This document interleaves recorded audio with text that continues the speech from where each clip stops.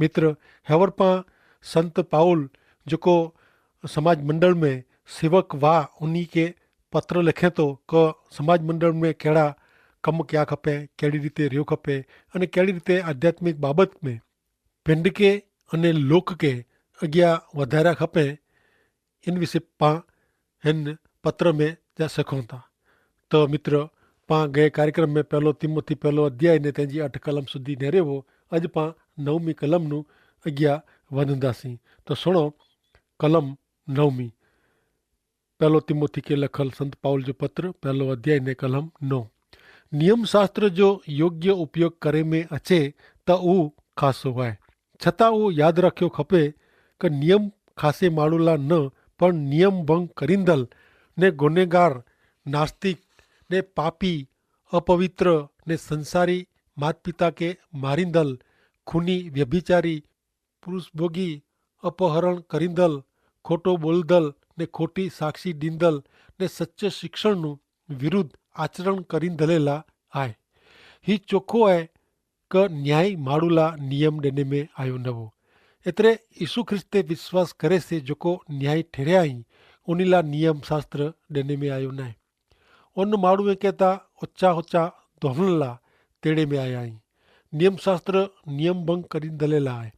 ईश्वर जो कोई बालक खून करे न तो इनला तू हत्या न कर एड़ो नियम देने में आयो न हो, कारण वो बालकता मदद करेला मंगे तो क्या नुकसान का डॉक पहुंचाएला मंगे न तो वो नियमता जैसे मन में खून का हत्या वसेली है एड़ी भावना का इच्छा है तेहला है।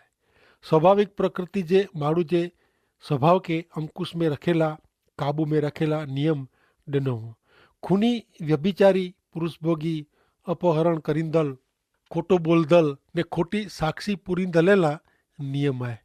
जोको यीशु ख्रिस्त वटे आया उन्हीं के नियम से न पण कृपा से तारे में आया ही उता हाणे ईश्वर जे कुटुंब जा सभ्य ही उन्हीं के घणे ओછી सपाटी ते जीवे जो है। पा ब दृष्टांत में वो गाल समझो। न्याय जी अदालत जे बेंच जे न्यायाधीशन जी कल्पना करियो न्यायाधीश जी उन्हीं वटे हिकिड़ो कायदे जो भंग करींदल गुनेगार उभो आहे, इन ते केस हलंदो हो ने इनके वॾी रक़म जो दंड भरे जो है ने कैद जी सजा पण भोगवे जी है। पर न्यायाधीश चवंदा कि मूंखे हिकिड़ो पुत्र आहे, इन वटे घणे पैसा आहिनि, उहो हिन अपराधी जो दंड भरे जो ने इन जे बदिले सजा भोगवे जो वचन ॾिनो हुयो, उहो ही सजा भोगवींदो। तंहिं लाइ आउं हिन गुनेगार खे छॾी ॾिने जो ज़ाहिर कयां थो ने इनके मुंहिंजो पुत्र लेखी मूं वटि मूं भेरो रखंदो। हाणे ही गुनेगार न्यायाधीश जे घर में रहे थो, तॾहिं न्यायाधीश इनके तू खून न कर अहिड़ा नियम वताए नथो, पण उहो इनके कुटुंब जे माण्हू साथे प्रेम से रहजो, भोजन टाणे कहिड़ी रीते वर्तेजो, न्यायाधीश जी पत्नी के मान ॾिने जो ने कुटुंब जे घर कम में भाग ॾिने जो वग़ैरह सेखारींदो। वो पहला वो इन करता अलग रीते ज इन विषय हाणे वीचारे में अचे थो, इन विषय अलग वीचार करे में अचे थो। पापी माण्हू जॾहिं प्रभु यीशु ख्रिस्त ते विश्वास कये था तॾहिं ईश्वर इनके अहिड़ो जीवन ॾिए था। पा नियम शास्त्र नूं मथे आहियूं। नियम शास्त्र था उहो भूतकाल जा नियम भंग करींदल पापी लावो उता पापी जे जुन्ने स्वभाव के देह वासना के अंकुश में रखेला काबू में रखेला वो। ॿियो दृष्टांत नेरियूं तो हिकिड़ा सेवक चवंदा कि हिकिड़ा संत घणे वरे अगाउ चयो हो कि हिकियार उन्हीं के दिल्ली शहर में उपदेश ॾिनो ने तंहिं पोइ होॾा जा जुवान विश्वासी के उहो पंहिंजे शहर में मुंबई कोठी आया। हिन युवान के हिकिड़ी युवान जी सभा में ॿोले जो हो, इनके ख़ासि नियम शास्त्र ने कृपा विषय जा वीचार विषय उपदेश ॾिने जो हो। ही युवान विश्वासी जीवन में नियम शास्त्र विषय घणे मुंझवण में हो। उहो युवान हिन युवान के चए आऊं दिल्ली नूं ट्रेन में आयो ने असीं थोड़ा कलाक मुंबई स्टेशन रोकाणा। हिन स्टेशन जे वेटिंग रूम में हिकिड़ी नोटिस हुई, इन में लखल हो कि हिते ज़मीन ते थुकजा न। आऊं नीचे निहारियो त झाझम पाथरेली हुई ने आऊं निहारियो कि कोई हिन नोटिस जे नियम मथे ध्यानु ॾिने न वे। पण असीं जॾहिं हिते बोरीवली में आया तॾहिं असांखे हिकिड़े ख़ासे विश्वासी घर में रह जो आमंत्रण ॾिने में आयो हो। आउं इन जे दीवान खन में वेठो हुओ, तॾहिं आउं हुते ख़ासा फोटा भित मथे ॾिठा, पण हुते थुकजा न अहिड़ी सूचना हुते कोई जॻह ते लिखल न हुई। हुते पण जाजम पाथरेली हुई ने हुते कोई थुकिया में अहिड़ा निशान पण न हुआ। मुंबई स्टेशन में नियम वो थुक फुगाइणो न, पण आउं हिते जिते घर में रहां थो हुते नियम न आहे, हिते योग्य वर्तन आहे। माण्हू नियम कॾहिं पारे न, उहो नियम पारे लाइ असमर्थ हुओ ने कायम नियम खे तोड़ींदो हुओ। पण ईश्वर जी कृपा अचे से, ईश्वर जे कुटुंब में अचे थो, उहो हाणे खून करे त खोटो ॿोले न। जो उहो अहिड़ो करे त उहो ईश्वर जी संगत में न आहे। उहो चोखो आहे। सचे शिक्षण विरुद्ध आचरण करींदल ही लक्षण जो संत पाउल हिते उमेरो करे थो कि जेथी उहो पिंड जेको यादी ॾिए थो, इन में कोई अपराधी रही न वञे। ही वाक्य मिड़े पाप जो समावेश करे थो। हाणे नेरियो पहिलो तिमोथी पहिलो अध्याय 11वीं कलम ने ही सचो शिक्षण धन्य ईश्वर जे गौरवशाली शुभ संदेश प्रमाणे आहे, जेको ज़ाहिर करे जो मूंखे सौंपे में आयो आहे। संत पाउल समाज मंडल के जेको कागर पत्र लिखे आहे, इनमें उहो अहिड़ो लिखे नथो कि ईश्वर जो गौरवी संदेश केतिरी ख़ासी रजूआत आहे, उहो ज़ाहिर करणो उहो पण केतिरी ख़ासी ॻाल्हि आहे। पहिलो तिमोथी पहिलो अध्याय 12वीं ने 13वीं कलम। यीशु ख्रिस्त पंहिंजा प्रभु मूंखे कमु करे जी शक्ति ॾिनो हुयूं, तंहिं लाइ आउं उन जो आभार मञा थो। जेकी भूतकाल में आउं उन जे बारे में ख़राबु ॿोलियो हो ने उन जी सतावणी ने अपमान कया हुआ, उन मूंखे विश्वासो लिखी ने मूंखे उन जी सेवा लाइ निमुणुक ॾिनो, तंहिं लाइ आउं उन जो आभारी आहियां। मुंहिंजे अविश्वास जे कारण आउं उहो अज्ञानता में कयो हो, छतां ईश्वर मूं ते दयालु आहे। यीशु ख्रिस्त पंहिंजा प्रभु में प्रेरित पाउल यीशु ख्रिस्त जे प्रभुत्व ते भार रखे था। संत पाउल पिंड विषय कहिड़ा शब्द वापरीअ था, उहो चए का आउं भूतकाल में यीशु ख्रिस्त विषय ख़राबु ॿोलियो हो। उहो प्रभु यीशु जी निंदा कयईं। कदाच प्रभु यीशु खे वधस्तंभ ते जड़ियऊं तॾहिं संत पाउल हुते हाज़िर हूंदो ने उहो प्रभु यीशु जी मस्करी कयूं ने उहो विश्वासीअ जी सतावणी कयईं ने समाज मंडल खे घणे नुक़सानु कयईं।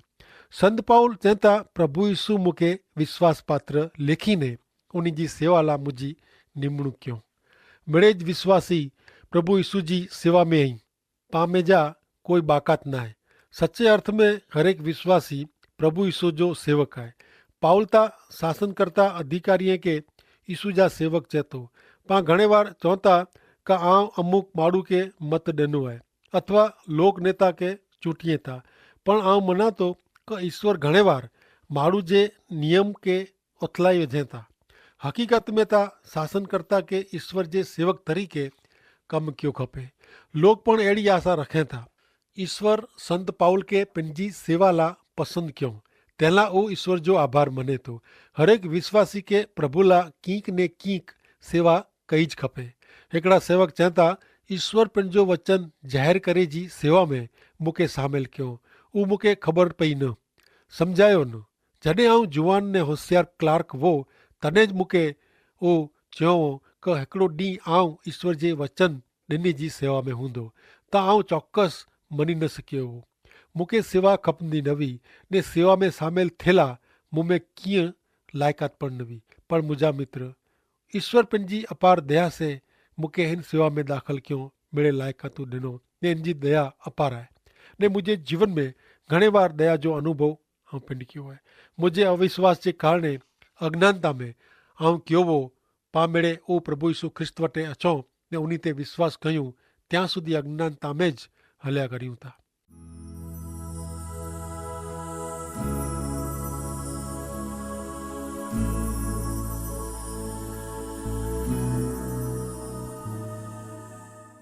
हाणे 14वीं कलम नेरियूं ले पंहिंजा प्रभु पंहिंजी कृपा भरपूर से मुंहिंजे जीवन में रेड़ी ॾिनो ने यीशु ख्रिस्त मार्फत जेको विश्वास ने प्रेम पंहिंजा ऐं उहो मूंखे ॾिनो।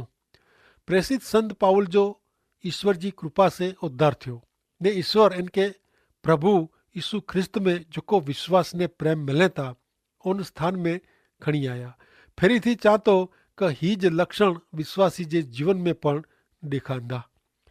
1 तिमोथी 1 अध्याय ने 15મી कलम। ही सच्ची गाल संपूर्ण रीते स्वीकारे जड़ी ने भरोसे पात्र है। यीशु ख्रिस्त हिन दुनिया में पापीअ जे उद्धार ला आया ने उन्हीं में पहलो पापी आवैया। यीशु ख्रिस्त हिन दुनिया में पापीअ जे उद्धार ला आया वाह ने उन्हीं में पहलो पापी आवैया। पवित्र बाइबल जी ही हिकिड़ी अति अगत्य जी कलम है ने ही कलम जणाए थी कि प्रभु यीशु ख्रिस्त पापीअ जो उद्धार करे ला आया। वो कोई खासा शिक्षक तरीके हिन दुनिया में आया न हुआ। वो कोई नैतिक मूल्य जो नमूनो ॾिनला पण आया न हुआ। वो सच्चो कि प्रभु यीशु खासे में खासा शिक्षक ने पवित्र नीतिमान हुआ, पण प्रभु यीशु ता पापीअ के तारेला पृथ्वी ते आया हुआ। जॾहिं अई आजी साक्षी ॾियो तॾहिं अई केतिरा खासा आयो कि अई कोरो कोरो मेड़वियो हुयो ऊ चौजा न, पण ऊ चौजा कि अई पापी वाह ने यीशु ख्रिस्त आजो उद्धार क्यों हुयो। ऊ ज खासी ने सच्ची ॻाल्हि आहे। पापी में आऊं मुख्य पापी आहियां। जॾहिं प्रसिद्ध संत पाउल चवनि था कि आऊं पापीअ में मुख्य आहियां तॾहिं उहो वॾी ॻाल्हि करे नथो कि अलंकारिक भाषा पण वापरे नथो। उहो सचाई मुख्य पापी हो, कारण उहो प्रभु यीशु जी निंदा कयवे ने उन विरुद्ध बोलियो हो। पण हाणे संत पाउल चवनि था कि मुंहिंजो उद्धार थियो आहे। प्रभु यीशु पापी जो उद्धार करेला आया। जेथी ऐं चओ कि आऊं घणे ख़राबु आहियां ने प्रभु यीशु मूंखे बचाईंदा, अहिड़ो मूंखे लॻे नथो। तव्हांजी मान्यता साव खोटी आहे। पाउल पापी में मुख्य पापी हो, छतां हिन जो उद्धार थियो हो ऐं इहो चओ तव्हांजो पण उद्धार थी सघे थो। निकी आंखे करे जो आहे। आंखे त हिकिड़ी ज ॻाल्हि करे जी आहे कि आंखे प्रभु यीशु ख्रिस्त तरफ़ फिरे जो आहे, वरे जो आहे ने बाक़ी मिड़े प्रभु यीशु पिंड करींदा। प्रभु यीशु विश्वासू ऐं तंहिंला ज संत पाउल चवनि था कि ही ॻाल्हि सची आहे। 1 तिमोथी 1 अध्याय ने 16મી कलम। पण इन जे कारणे ईश्वर मूं ते दया कयो जेथी यीशु ख्रिस्त मूं साथे धीरज रखे। आऊं ता पापी में मुख्य वो छतां उन ते विश्वास करींदल ने सार्वकालिक जीवन मेળવીंदल ला नमूने जहिड़ो बन्यो। पाउल प्रभु यीशु जो सेवक बने वारो हो, तंहिंला इनके ईश्वर जी दया जी ज़रूर हुई। हू चए थो पिंड पापी में पहलो मुख्य हो तथा सार्वकालिक जीवन मेળવીंदल ला नमूने जहिड़ो बन्यो। संत पाउल फक्त ईश्वर जो सेवक बन्यो एतिरो ज न, पण पुठियां अचे वारा वाह उन लाइ शुभ संदेश जे नमूने जहिड़ो बन्यो। संत प्रेसित पाउल जा पत्र वाचीने उन जो नमूने रूप जीवन नेरीने पांखे प्रभु यीशु पुठियां हले जो आहे। हाणे नेरियूं 1 तिमोथी 1 अध्याय ने 17મી कलम। सनातन राजा अविनाशी अदृश्य ने हिकिड़े ईश्वर के मान महिमा युगे जे युग सुधी हो। संत पाउल पंहिंजी अजायब रजूआत सिवाय अॻियां वधियो न आहे। सनातन राजा केरु आहे? उता प्रभु यीशु ख्रिस्त आई। प्रभु यीशु केरु आई? उहो हिकिड़ा ज अविनाशी ईश्वर आई। प्रभु यीशु मानव देह में प्रगट थियल ईश्वर आई। हिते संत पाउल अजायब साक्षी ॾिए था। नेरियो 1 तिमोथी 1 अध्याय ने 18મી कलम। मुंहिंजा पुत्र तिमोथी, आउं तोखे ही आज्ञा फरमायां थो। घणे समय अगाउ तोजे बारे में भविष्यवाणी जणाए में आवी हुई। उहो शब्द जेको तूं खासी लड़ाई करी रहियो आहीं, इन में तोजे हथियार जहिड़ा बनी रहो। जकी प्रसिद्ध पाउल जो तिमोथी के पत्र घणे व्यवहारू आहे। इन में स्थानिक समाज मंडल ने तिमोथी विषय ॻाल्हि करे में अचे थी। पण प्रसिद्ध पाउल ने तिमोथी विचे जेको खासो अंगत संबंध हो उहो पण हिन पत्र में जणाजे थो। पाउल लिखे था, मुंहिंजा पुत्र तिमोथी। संत पाउल हिकिड़े युवान तरीक़े सेवा ला जणाइए था। तिमोथी प्रसिद्ध पाउल जो आत्मिक पुत्र हो। संत पाउल इनके यीशु ख्रिस्त तरफ़ ॾोरे वे। संत पाउल चवनि था घणे टाइम अगाउ भविष्यवाणी चे में आई हुई। प्रसिद्ध पाउल के आत्मा में तिमोथी जी जाण थी हुई। तंहिंला चोखो आहे कि ईश्वर अहिड़ी दौरवणी ॾिनो हो। संत पाउल हिन कारणे हिन युवान के तिमोथी के पिंड भेरो खणी वञीने शुरूआत जी समाज मंडल में अहिड़ो जवाबदारी जहिड़ो स्थान ग्रहण करे जी मंजूरी ॾिए था। तूं जेको खासी लड़ाई करी रहियो आहीं, जो आंजो हृदय आंखे चवंदो न वे त आंखे कोई लड़ाई लड़े जी न आहे। અહીં કોઈ વાસ્તવિક કારણ કે હિતુલા લણदा નવો ને જીતજી કોઈ ખાતરી નવે તો આંકે લડાઈ કેણી નકામી आहे. વિશ્વાસી તરીકે તિમોથી આત્મિક લડાઈ કરી રહ્યો હો. પાઉલ એસંदो वो કે તિમોથી લડાઈ બરોબર કરે ને બે વારે જી વિશ્વાસ જો વહાણ ડૂબાઈ ન દે. હાणे ને રહ્યું 19મી કલમ ને તો જો વિશ્વાસ ને શુદ્ધ હૃદય સાચવી રખ. केतिराक माण्हू पंहिंजी प्रेरक बुद्धि जो सुणे नथा ने पंहिंजे विश्वास जहिड़े वहाण खे जोरी वेंदो वञो.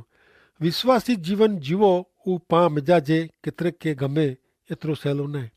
लाल बत्ती अचे तॾहिं उभा रहणो ने नीली बत्ती थिए एतिरे हलणो उहो सवलो न आहे. पंहिंजा व्यक्तित्व घणे जटिल आहिनि.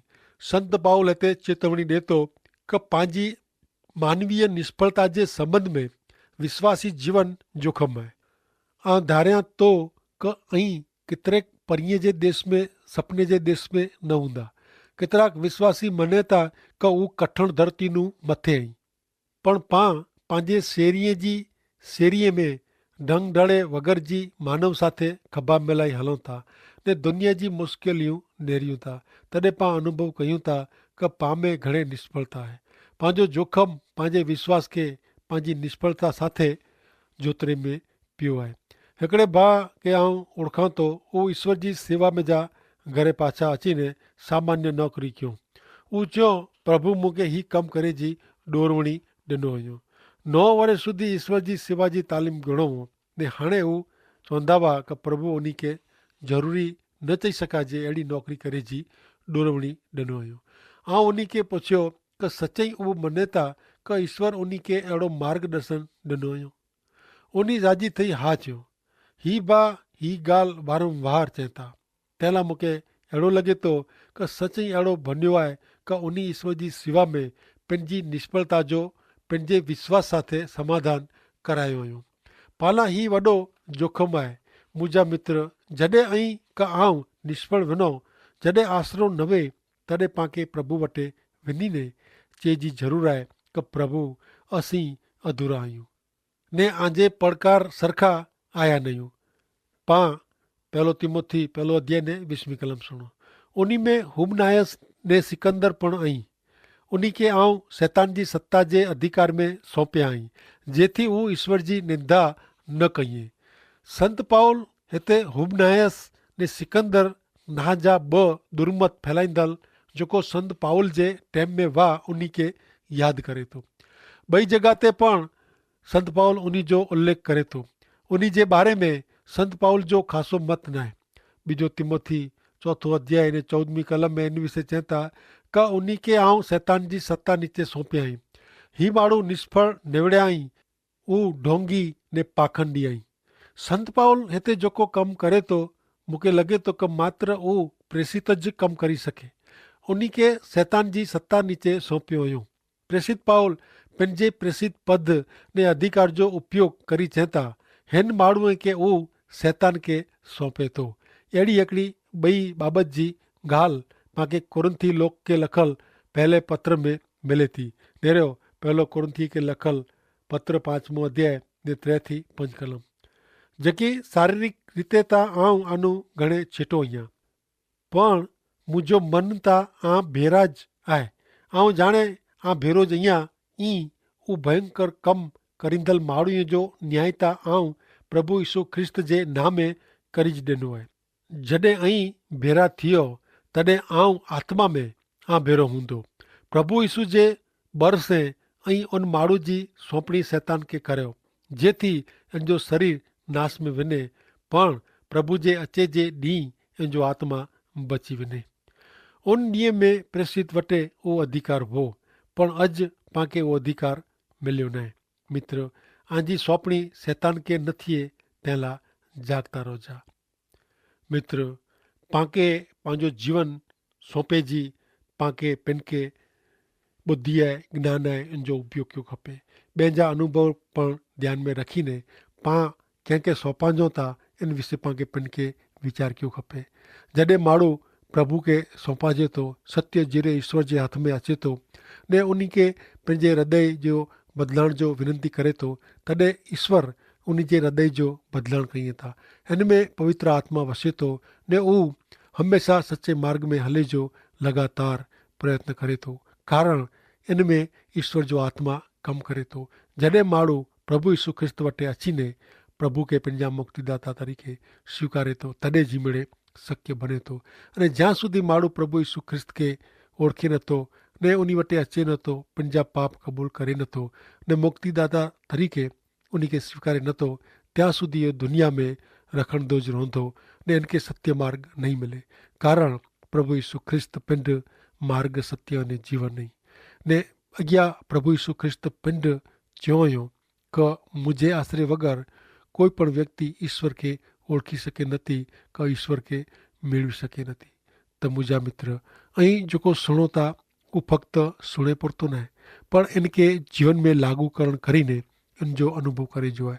पाण सुणो था, पाण खासो लॻे थो, उहो ज़रूरी न आहे, पण पाण इन जो अनुभव કરીને पाण प्रभु जा बालक बने जी ज़रूरत आहे।